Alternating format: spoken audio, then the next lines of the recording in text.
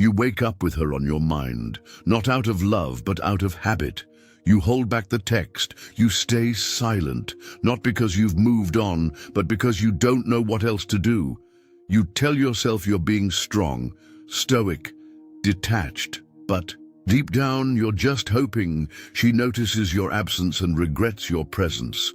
You've mistaken stillness for healing, but unspoken pain doesn't heal. It festers in the quiet. And here's the punchline. You're not healing. You're hiding. This isn't just about heartbreak. It's about what happens after, when the world moves on, but you're still stuck in the echo. You're not here to get her back. You're here to get you back, to remember the man you were before the silence swallowed him. Because the pain you feel isn't weakness, it's a signal, a doorway, an invitation to rebuild, not from anger but from clarity. This video is your reminder that stillness isn't surrender. It's strength in its most grounded form. Comment, I don't chase what walked away. Number 1, you mistake silence for strength. The quietest man in the room isn't always the strongest. Sometimes he's just the most broken. There's a moment after she leaves, when everything goes quiet, the calls stop, the texts vanish, the future you imagined, gone without warning. And in that silence, you tell yourself you're doing the right thing. You say nothing because you think it's mature, because someone told you real men don't chase, because you're afraid that if you speak, you'll fall apart. So you stay silent. You let the days pass like fog, hoping your absence makes her wonder, hoping she feels your pain without you having to say a word. But let me ask you something. Is it strength, or is it silence soaked in fear? Because strength isn't the absence of words. It's the presence of self-worth beneath the silence. And if you're quiet right now, not because you're healed, but because you're ashamed, confused, or broken, then your silence isn't power, it's paralysis. You avoid confrontation because deep down, you don't want to face what's real, not just about her, but about you. What you accepted, what you tolerated, what you ignored in yourself for far too long. That's not strength, that's hiding in plain sight. That's retreating under the mask of stoicism, wearing silence like armor, hoping no one notices the cracks beneath. And I get it. You're afraid that if you speak, if you cry, if you admit you're hurting, you'll collapse. You'll seem weak. You'll look foolish. But here's the truth. The man who hides his wounds never heals them, and the silence you're keeping, it's not protecting your peace, it's protecting your pain, like a shrine, like a prison, because real strength doesn't whisper, "I'm fine," through gritted teeth. It stands up and says, "This broke me, but I refuse to stay broken." You think not reacting makes you powerful. But there's a difference between composure and repression, between boundaries and barriers, and too many men mistake one for the other. You want her to think you're unbothered. You want her to regret leaving, but here's what's real. She's not thinking about your silence. She's thinking about her life. So stop performing for a ghost. Stop hoping your silence is loud enough to be heard by someone who already walked away. Speak, not to chase, not to beg, but to release, to claim what's been building in your chest, the ache, the confusion, the truth, even if no one hears you, even if you only say it in the mirror, because your voice isn't for her, it's for you, to remind yourself that you still exist, that your truth still matters, that you're not disappearing quietly just to keep someone else comfortable. Silence without self-worth is just passive suffering, and there's nothing noble about bleeding quietly. So speak, to heal, to confront, to become. This isn't control. It's collapse camouflaged in calm. Speak, because silence doesn't make you strong, it only makes you disappear. Number 2, she took your voice, but you gave it first. Sometimes the loudest betrayal is the silence you gave yourself. Tell me something. When was the first time you didn't speak? Not just during the fights, not just when she twisted your words, but before all that. When was the first time you betrayed your truth, just to keep the peace, because that's where it started? Not when she left, not when she stopped listening, but when you stopped talking, when you swallowed your needs, bit your tongue, and called it love. You tell yourself she took your voice, but here's what hurts more. You gave it away, one quiet moment at a time.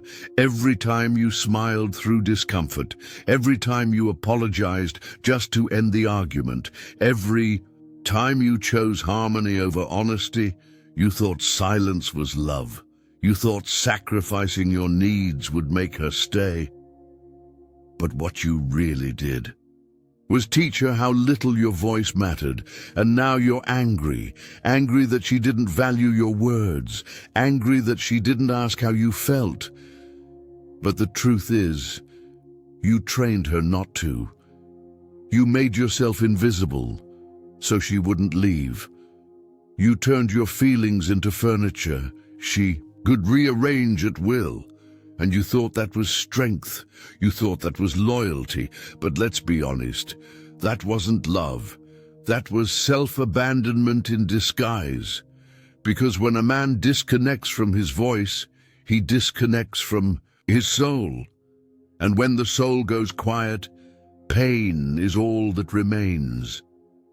So now you sit in that silence, wondering why you feel hollow. You replay the moments, not of what she said, but of what you never did, the things you never said, the lines you never drew, the truths you buried just to keep her close. You were never weak, but you were scared. Scared that speaking would push her away. Scared that being fully known would mean being rejected. So you played small, you hid, you dimmed your fire and called it devotion, and that's why it hurts now. Because deep down, you know this heartbreak isn't just about her absence, it's about your own. It's about the version of you that slowly disappeared in the name of love. The man who stayed quiet because he thought his voice was too much, too needy, too emotional, too inconvenient. But listen, your voice was never the problem. It was the only thing that could have saved you, not from her, but from yourself. Because the moment you stop honoring your truth, you become complicit in your own suffering. You become a stranger in your own life. And no woman, no matter how beautiful, how magnetic, how intoxicating, is worth the price of your voice. You want to heal? Start speaking, even if it's just to yourself, even if it's uncomfortable, even if your voice shakes, because the real wound isn't that she didn't listen, it's that you stopped talking long before she stopped caring. And the real healing, it begins when you stop waiting for someone else to give you permission to feel again. This isn't about her anymore. It never was. It's about the boy inside the man who learned that his truth was a burden. And it's time to unlearn that. Again, this isn't heartbreak. It's self-erasure coming home to roost. And from this silence, you don't have to disappear. You can rise. You can reclaim what you gave away. You can start again. Not with her, but with you. Number 3, you don't miss her. You miss who you were around her. She didn't complete you. She just temporarily distracted you from the parts you never claimed. Tell the truth. Do you really miss her, or do you miss the man you thought you were when she looked at you like you mattered? Because that's the ache, isn't it? It's not just her absence that burns. It's the absence of who you felt like when she was still standing in front of you, smiling, reaching, calling. You say you miss her warmth, her touch, her energy, but pause, breathe, feel what's underneath that. You miss the validation. You miss the mirror, the one she held up when it served her, the one that reflected back a version of you wanted to believe in. She didn't give you confidence. She gave you permission. Permission to believe for a moment that you were worthy, that you were desirable, that you were enough. And now that she's gone, you don't just feel rejected, you feel erased, like whatever power you had left with her. But here's the brutal truth. If your sense of worth can leave with someone, it was never really yours to begin with. This pain you're in, this identity collapse, this numb spiral of memories and songs and sleepless nights, it isn't love, it's ego withdrawal, it's self-worth starvation, it's identity theft, because you let her hold the only key to how you felt about yourself, and now you're chasing ghosts, not to get her back, but to get you back, the version of you that felt alive in her presence, the version of you that could laugh, stand, tall, be touched and seen and known. But what if that version of you never really disappeared? What if he was never hers to keep? You see, this is where the illusion breaks, because no woman completes a man, no relationship heals the boy inside you who still doubts if he matters. No connection, no kiss, no compliment can fill the hole that comes from years of thinking you're. Value comes from being wanted. That's what really got shattered, isn't it? Not just the relationship, but the idea that you were only enough because she wanted you, and now that she doesn't, you don't know how to stand alone, but you need to, because the truth is, you were never her reflection. You were never her creation. You were always you, and the power she mirrored, it wasn't hers. It was yours. She just happened to stand near it long enough for you to feel it, that fire you felt in your chest, that confidence in your voice, that certainty in your stride. It was always coming from you. She just gave you a temporary reason to believe in it. But belief can't be borrowed forever. At some point, a man has to source it from within, and that's where you are now. In the silence, in the absence, in the stillness of the mirror she took with her.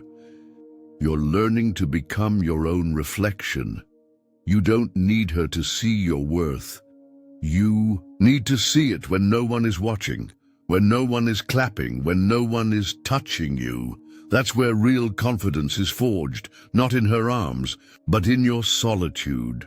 So stop chasing the version of you that only existed in her presence. Start becoming the version of you who doesn't disappear when people leave, because that's who you truly are. Not what she saw in you, but what you're willing to see in yourself even when no one else is looking. This isn't love, it's identity theft, and it's time to reclaim what was always yours. Want me to expand the next core realization in this tone? Let me know which number you want next. Number 4, she wasn't your peace. She was your distraction. You didn't escape the storm. You just made her your umbrella. Let me ask you something you may not want to answer. Was she really your peace? Or just the pause between all? Your internal wars? You told your friends she was your calm. You told yourself she was your safe place. But deep down, you were never truly still. You were just distracted. Distracted by her smile, her touch, her chaos. You found a rhythm in the unpredictability. You called the highs passion and ignored the lows as just part of love. But love that drags you through emotional whiplash and leaves you breathless with anxiety, that's not peace, that's addiction. And what you called comfort was really just avoidance. She filled the silence in your soul, so you didn't have to. She became the noise that kept you from hearing how empty you actually felt inside. When she was laughing, you felt like you mattered. When she was angry, you made yourself small to fix it. And when she disappeared, you fell apart, not because you lost her, but because you lost your distraction. Now, there's nothing between you and the truth, no storm to run from, no drama to drown in, just you and the silence she used to occupy. But here's the truth, most men never speak. She didn't bring you peace, she just gave your anxiety a place to hide. You weren't calm, you were numb, you weren't healing, you were sedated by connection. And now that she's gone, you're realizing how deep your wounds still are. The abandonment wounds, the unspoken shame, the feeling of not being enough unless someone's calling you theirs. It wasn't her love that made you feel alive. It was the distraction from your pain, and now that the distraction is gone, you think you're broken. But what if you're just waking up? What if this grief is the price of finally facing yourself, without a buffer, without a mask, without her? You said she made you feel seen, but if you could only feel seen in the reflection of her gaze, then you never saw yourself to begin with. Real peace isn't found in another person.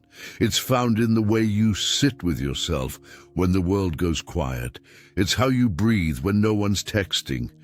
It's how you move through the day when there's no one watching. She gave you highs, but they always came with lows.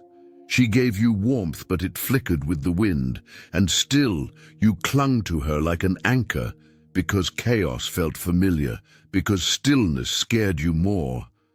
But if you keep calling that peace, you'll chase it again and again until you forget what real calm even feels like. So don't chase her. Don't chase what she represented. Chase the man who can sit alone in his room and not feel hollow. Chase the man who doesn't need your motto, feel alive.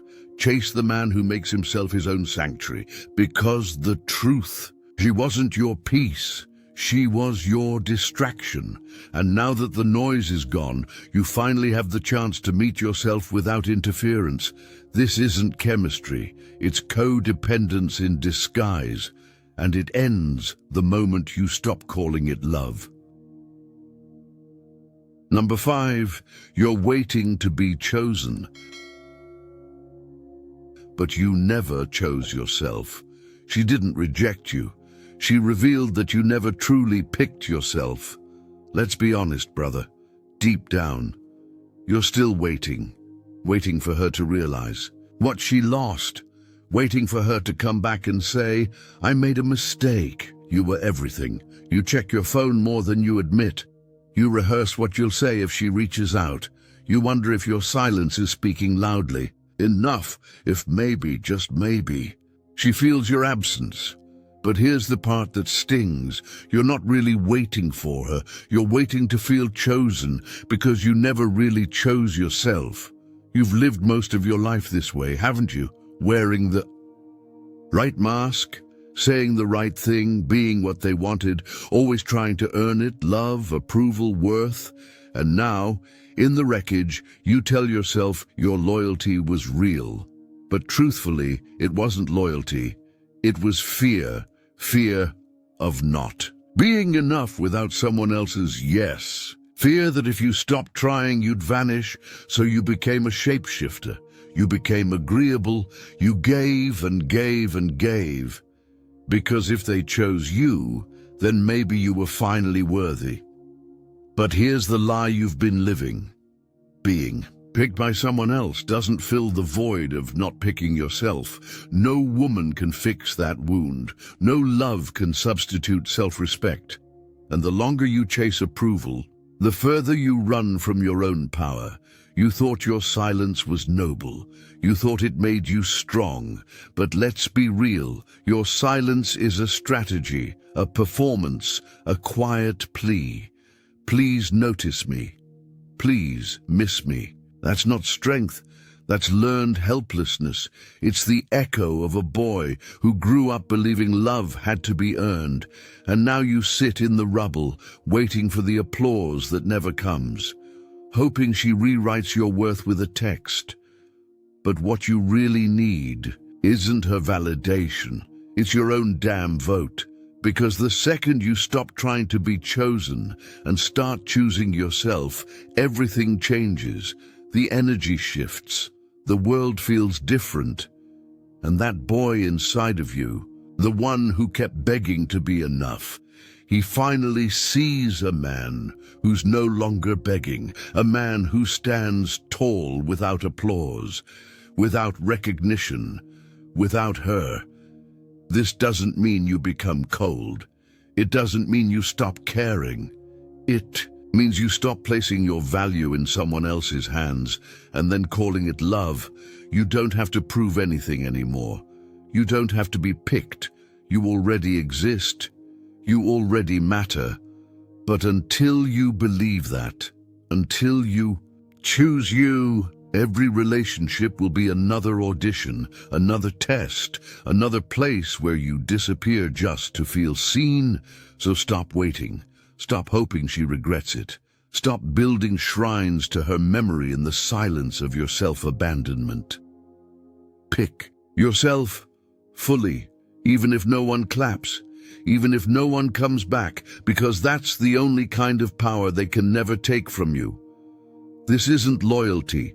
It's learned helplessness. And it ends the moment you realize you were always enough. You just had to say it first. Number 6, you think closure comes from her. She walked away holding your heart, but only you can let it go. Tell me the truth. How many nights have you stared at your phone imagining her name lighting up the screen? Not to get her back, but just to hear the words you think will finally set you free. I'm sorry. You were right. You meant more than I knew. You think if she just said those things, your chest would stop feeling so tight, your mind would stop spinning, the story would finally end. But let me ask you this. What if she never says them? What if she never owns what she did? What if she never comes back to make it make sense? Does that mean you stay broken? Because that's the trap. That's the lie we tell ourselves. That closure is something we're owed. That healing depends on someone else's apology. That freedom is waiting in the hands of the very person who dropped us. But here's the raw truth. Closure isn't something you get. It's something you decide. And right now, you're not waiting for her words. You're waiting for permission. Permission to move on. Permission to stop hurting. Permission to stop carrying the weight of a conversation that's never going to happen. You think if she apologized, you'd finally let go. But even if she did, even if she came back tomorrow and said all the right things, you'd still be standing there, holding the same broken mirror, trying to see yourself through the reflection of her regret. Because this isn't about closure. It's about craving validation, craving meaning, craving some kind of sign that you weren't crazy to love her that much. But healing doesn't come from her acknowledging your pain. It comes from you refusing to live in it. It comes from waking up and realizing that the story is over, not because she ended it, but because you did. And here's the hardest pill to swallow. She might never understand. She might never regret it. She might never say the words you're dying to hear. But that doesn't mean you're stuck. It means the chapter closed with silence. And sometimes silence is the answer. You keep replaying the past, hoping for a rewrite. You keep waiting for that one last talk that makes it all make sense. But sense doesn't heal wounds. Acceptance does. Detachment does. You don't need her to tell you why she left. You need to tell yourself why you're no longer chasing people who saw your soul and still walked away. This isn't a love story. It's a lesson. And it ends when you stop bleeding for someone who isn't even holding the knife anymore. So stop waiting for the text. Stop waiting for the apology. Stop waiting for her to come back and clean up what she shattered. Because even if she did, it wouldn't make you whole. Only you can do that, and you can do it right now, in this moment, without her voice, without her words, without her permission. This isn't closure, it's craving. And it ends when you remember you don't need her to set you free. You just need to walk away without looking back. Number 7, you stayed silent, but now you speak through actions. Your silence used to beg, now it builds. There was a time when your silence was full of noise. You weren't speaking, but every second of quiet was screaming with hope, with desperation, with fear. You stayed silent not because you were strong, but because you didn't know what else to say. Because saying "I miss you" felt too weak, but disappearing completely felt like surrender. So you sat in that middle place, scrolling, watching, waiting, letting your silence perform for her, hoping she'd see it and wonder, what's he thinking? Why hasn't he reached out? Is he over me? But deep down, you know the truth. That silence wasn't strength. It was theater. An act, a quiet way of still staying attached, because you were still hoping to be seen, still hoping she'd notice your absence and come back to fill it, still hoping that if you made your silence loud enough, she'd finally hear you. But now it's different. Now your silence doesn't beg, it builds. Now you've stopped waiting, stopped performing, stopped needing her attention to validate your existence. You don't post to prove you're doing fine. You don't text to keep the door open. You don't explain your healing. You just live. And that is louder than any message you could send. Because the most powerful men don't scream when they rise. They move quietly. They build silently. They become someone that their past doesn't even recognize. She thought you'd always be available because you always were. Always ready to forgive, always ready to fix things, always ready to take the blame, just to make the pain stop. But that version of you died in the silence, not because you stopped caring, but because you started choosing yourself. That's the shift. That's the evolution. When your silence is no longer a cry for attention, but a declaration of self-respect. You don't need to be seen by her.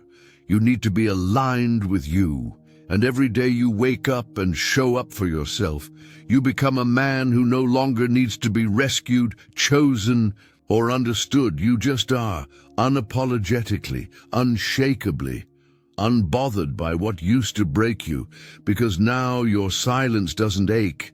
It empowers, it doesn't wait, it walks. She might look back one day and wonder what happened to the man who used to orbit her moods.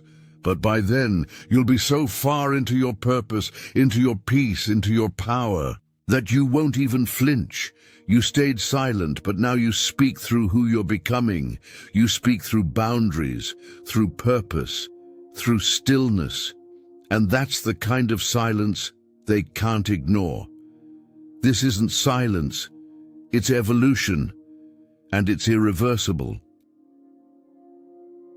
You've walked through the fire, not with rage, not with revenge, but with reflection. And now you don't need her to see your progress. You don't need her to validate the man you're becoming, because you've stopped measuring. your growth by how much she notices, and started measuring it by how little you betray yourself. You've stopped bleeding in silence, hoping someone would notice. You've stopped rehearsing what you'd say if she reached back out, and you've started listening to the quiet, steady voice inside you that was always there, just buried beneath the noise of needing to be wanted. That's what's changed. You've reclaimed your center, not by proving a point, not by showing off your healing, but by simply being a man who no longer needs someone else to recognize his worth for him to feel whole.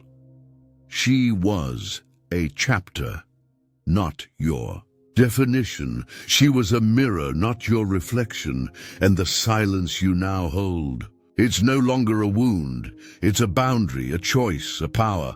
You're not who you were when she left. You're not the man who begged for breadcrumbs and called it love.